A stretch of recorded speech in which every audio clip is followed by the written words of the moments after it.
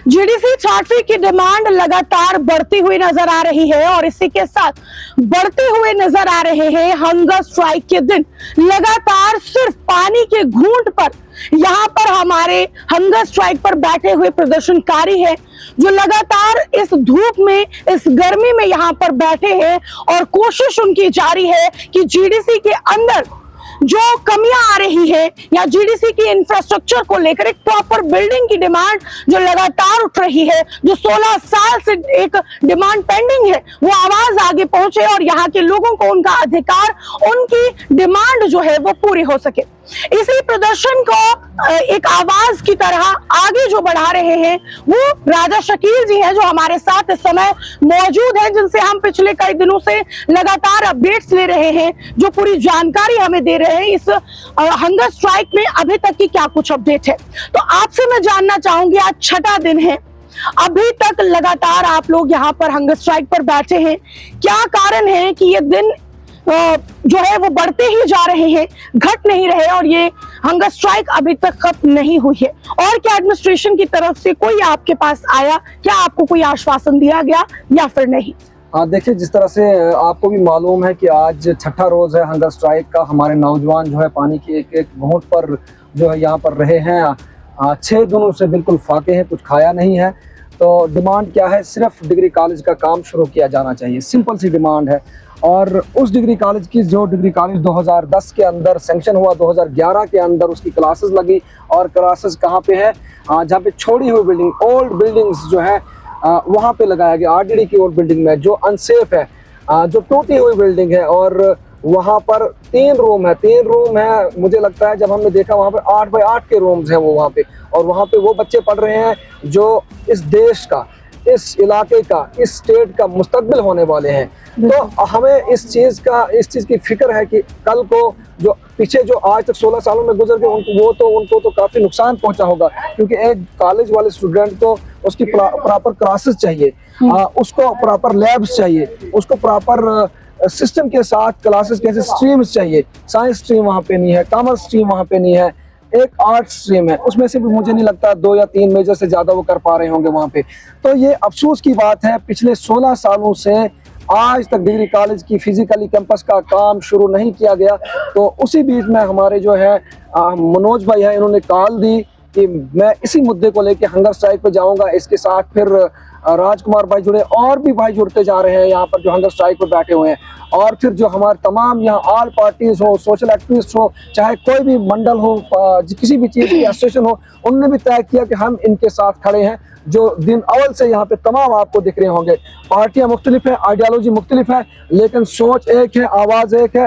Degree college का काम जो 16 सालों से रुका हुआ है, उसका काम शुरू किया जाना चाहिए। और आपने दूसरा सवाल ये किया कि यहाँ पर एडमिनिस्ट्रेशन आपसे बात करने पहुंची। बिल्कुल, एडमिनिस्ट्रेशन यहाँ जो सब डिवीजन एडमिनिस्ट्रेशन है, उन्होंने बात की हमसे, उनसे बात हमारी हुई, लेकिन जो हमारा मुद्दा है वो अभी तक हल नहीं हुआ है। चाहे यहाँ से इन्होंने एनओसीज जो जितनी भी फॉरवर्ड करके हायर एजुकेशन तक पहुँचाई है, लेकिन अभी तक वो उसका सोल्यूशन हल नहीं हुआ है। दूसरा हमारा ऑप्शन था कि अगर आपको, जब तक आप डिग्री कॉलेज का काम शुरू करेंगे, बनाएंगे, तब तक यहाँ पे टेम्परेरी बेस पे जो जहाँ पे कॉलेज चल रहा है, जो ओल्ड बिल्डिंग है, बोसीदा बिल्डिंग है आरडीडी की, वहाँ से शिफ्ट करके जहाँ बिल्कुल साथ में ही यहाँ पे शीप हस्बेंड्री का एक बहुत बड़ा अदारा है, जहाँ पे वो बेकार पड़ा हुआ है। इससे पहले भी डिप्टी कमिश्नर डोडा ने ही वहाँ पे ऑर्डर रखा था, जब यहाँ से साल पहले यहाँ पर जो है यहाँ के लोग, यहाँ के रिप्रेजेंटेटिव इसी मांग को लेके भूख हड़ताल पे, उन्होंने आश्वासन दिया था और लेटर लिखा था, लिखित में दिया था कि यहाँ आप शिफ्ट कर सकते हो। और उन्होंने शिफ्ट करके भी लिया वहाँ डेस्क वगैरह के, लेकिन अभी तक कॉलेज क्लासेस वहाँ पे शिफ्ट नहीं है। हमारी ये भी डिमांड है कि आप बच्चों को उठाकर टेम्परेरी बेस पे वहाँ पे रख सकते हैं, क्योंकि वहाँ पे बड़े बड़े हॉल हैं, क्लासरूम बेहतर है, घूमने का एरिया भी बेहतर है बच्चों के लिए, तो वहाँ पे कीजिए। तो हमारी सिर्फ यही डिमांड है। तो अभी मौजूदा एनसी सरकार जो है वो जम्मू कश्मीर के अंदर है, और जैसा कि उनका मैनिफेस्टो में यही था कि प्राइमरी एजुकेशन से लेकर यूनिवर्सिटीज तक हम एजुकेशन को फ्री करेंगे, उनके मैनिफेस्टो में ये था। तो अभी उनसे आप क्या ये डिमांड करेंगे? क्योंकि देखिए अभी मौजूदा सरकार उन्हीं की है, उन्होंने ये डिमांड भी जो है वो कही थी कि जैसे ही उनकी सरकार बनती है, उनके मैनिफेस्टो में था हायर एजुकेशन हो या यूनिवर्सिटी तक एजुकेशन हो, वो उसे फ्री करेंगे। लेकिन फ्री ना सही तो क्या कम से कम हायर एजुकेशन को लेके यहाँ के बच्चों का ध्यान रखते हुए, उनके फ्यूचर को देखते हुए, क्या उनसे आप डिमांड करेंगे और उनसे क्या कुछ आप उम्मीद यहाँ पर रखते हैं? देखिए, बिल्कुल हमारी डिमांड उनसे नहीं, हमारी डिमांड उनसे भी है जिन्होंने 20 साल पहले यहाँ पर राज किया, शायद जो अभी भी वो इक़्तिदार में हो सकते हैं। उनसे भी हमारी डिमांड है कि आपने 20 साल इस चीज को लटका के रखा है, आज इस चीज को इस मुद्दे पे काम कीजिएगा। और आपने कल भी देखा होगा और क्या होगा कि हमारे जितने भी रिप्रेजेंटेटिव जो यहाँ पे बैठे हुए हैं, जितने भी यहाँ कमेटी के मेंबरान हैं, जिन्होंने भी बात की,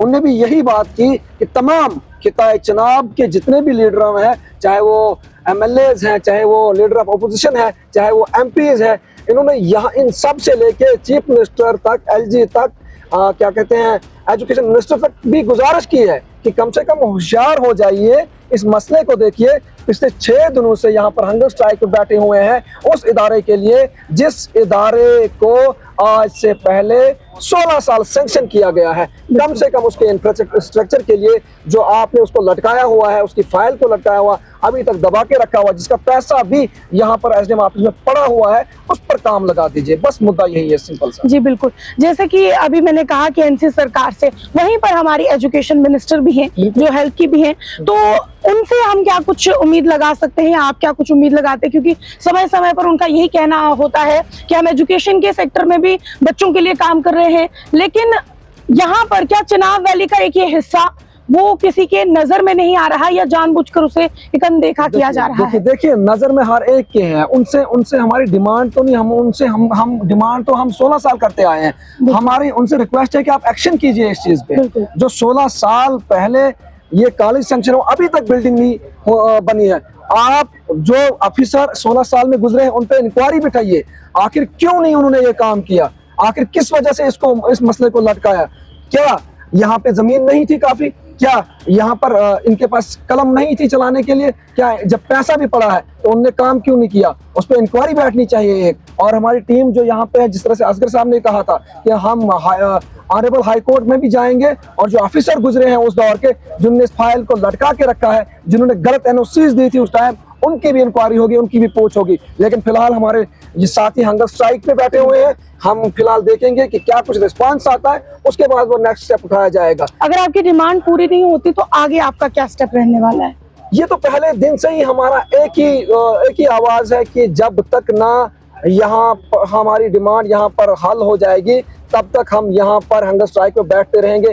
और हमारे 4 नौजवान हंगर स्ट्राइक पे, फिर जो यहाँ के पुराने सीनियर लीडर भी रह चुके हैं, ये भी जाने के लिए तैयार हैं हंगर स्ट्राइक पे। और बजाते मैं खुद भी इस हंगर स्ट्राइक का हिस्सा बनने के लिए तैयार हूं अगर ये मसला हल नहीं होता। एक आखिरी सवाल, क्योंकि ये एजुकेशन सिस्टम से ही जुड़ा हुआ है, छात्रों में जो एक बच्ची के साथ बहुत ही दरिंदगी की गई, क्या ऐसा नहीं लगता है कि NC सरकार को अपना जो वो मैनिफेस्टो उन्होंने किया था कि फ्री एजुकेशन दी जाएगी, इसी के साथ सभी स्कूल्स के अंदर, सभी कॉलेजेस के अंदर वो CCTV सर्विलेंस का उन्होंने एक वादा किया था, क्या ऐसा नहीं हो सकता था कि उन्हें ये करना चाहिए था? क्या ये उसकी भी एक कमी बहुत बड़ी रही है? क्या इसे अवॉइड किया जा सकता था? अगर स्कूल्स के अंदर CCTV होता, वो बच्ची बच सकती थी, उसकी इज्जत बच सकती थी। और एक और चीज कि अगर NC सरकार ने अपनी फ्री एजुकेशन या हर बच्चे तक एजुकेशन पहुंचाने का वादा पूरा किया होता, तो हमारी ट्राइबल कम्युनिटी की वो बच्ची या किसी भी कम्युनिटी से वो बच्ची जो गरीब है और मजबूरी में किसी के घर पर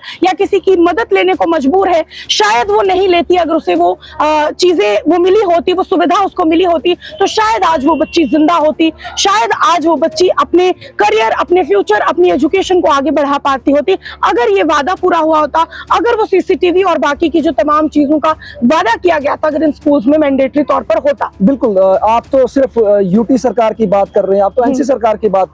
मैं तो उस सरकार को भी कहूंगा जिन्होंने ये नारा दिया था, बेटी बचाओ बेटी पढ़ाओ, जिनकी सरकार मैं कहूंगा आज दिल्ली से लेकर दिल्ली तक है। मैं तो अपने प्रधानमंत्री को भी कहूंगा कि स्ट्रिक्ट एक्शन होना चाहिए इन चीजों पे, इन चीजों को देखना चाहिए, क्योंकि आपने ही तो नारा दिया था बेटी पढ़ाओ और बेटी बचाओ का। आज अगर हमारी बेटियों के साथ ऐसा हो रहा है, उसमें जो स्टेट सरकार हो, UT सरकार हो, उससे उतने ही जिम्मेवार सेंटर सरकार भी है हमारी, क्योंकि वो ये काम कर नहीं पाए हैं। अगर सेंटर सरकार के हाथ में पूरा सिस्टम चल रहा है, पूरी जो हिंदुस्तान का मुल्क चल रहा है, तो ये छोटी छोटी चीजें क्यों हो रही है इसमें? मुझे लगता है ये नाकामी सेंटर सरकार की भी है और UT सरकार की भी है, और खास करके उन दरिंदा सिफत इंसानों का जिन्हें हम उस्ताद कहते हैं, तमाम उस्तादों को नहीं, लेकिन जो ऐसा काम करते हैं, बहुत सारे उस्ताद बेहतर हैं जो हमारे मुस्तकबिल को बनाते हैं, जिन्हें मुझे पढ़ाया, जिन्होंने आपको पढ़ाया, जिन्होंने इन सबको पढ़ाया है, बेहतरीन उस्ताद होते हैं इस मुल्क के अंदर, इस दुनिया के अंदर। लेकिन कुछ उस्ताद ऐसे हैं जो दरिंदा सिफत हैं, जो नासूर है कौम के लिए, जो एक खड़ा होकर ऐसा उल्टा काम करके पूरे उस्ताद, पूरे इस महकमे को बदनाम करना चाहते हैं। जी, तो आखिर में बस एक शॉर्ट में आपकी तरफ से इस स्टेज से हमारे दर्शकों के लिए क्या एक मैसेज जाएगा इस हंगर स्ट्राइक को लेकर, और अभी तक की क्या कुछ अपडेट है, और जो आपको सपोर्ट करना चाहते हैं, जो आपको देख रहे हैं, उनके लिए आप एक लाइन में जो है या एक शॉर्ट से मैसेज भी क्या कुछ उनके लिए मैसेज देना चाहेंगे? देखिए, ये यहाँ पे जो यहाँ पे प्रोटेस्ट चल रहा है, ये नॉन पॉलिटिकल प्रोटेस्ट है, नॉन वायलेंस प्रोटेस्ट है, पीसफुल प्रोटेस्ट है, हंगर स्ट्राइक है। पीसफुली हम यहाँ पर सब कुछ करना चाहते हैं, और इंतजामिया अगर देख रही होगी हमें, उनको भी हम कहना चाहते हैं कि आपको हमने जो डिमांड्स दी हैं, आपके लिए जो डिमांड्स हैं उस पर काम कीजिए। आज आपको नजर आ रहा है कि ये आहिस्ता आहिस्ता से 6 दिन हो गए, और आने वाले वक्त में हमारा ये इरादा कहीं बदल ना जाए, कहीं हम रोड की तरफ रुख ना करें, वहां पर हंगर स्ट्राइक के लिए ना बैठे, कहीं हम डिग्री कॉलेज के बिल्कुल आसो पास में ये स्ट्राइक ना करें, कहीं हम डिस्ट्रिक्ट हेडक्वार्टर पे जाके हंगर स्ट्राइक ना करें।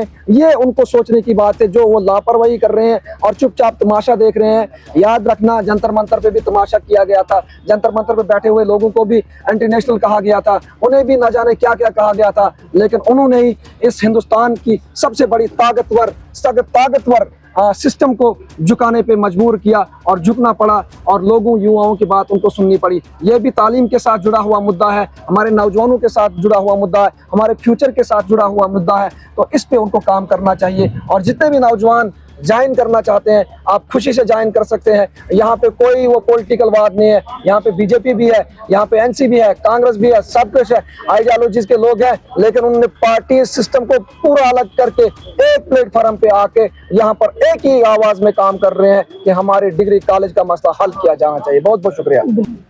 तो हमारी ये जो खास बातचीत थी, ये राजा शकील जी के साथ थी, क्योंकि वो एक फ्रंट फेस बनकर यहाँ पर इस हंगर स्ट्राइक को आगे लीड कर रहे हैं, क्योंकि जो हंगर स्ट्राइक पर बैठे हुए हैं उनके स्वास्थ्य की कल की भी हमने जानकारी अपडेट अब तक पहुंचाई थी, वो स्थिति में नहीं है कि वो आगे बात करें, इसलिए जो कुछ भी अपडेट है वो यही यहाँ पर मीडिया के साथ खास तौर पर बात कर रहे हैं। लेकिन इस पर आप लोगों की क्या कुछ निजी राय रहेगी, कमेंट करके जरूर बताइएगा।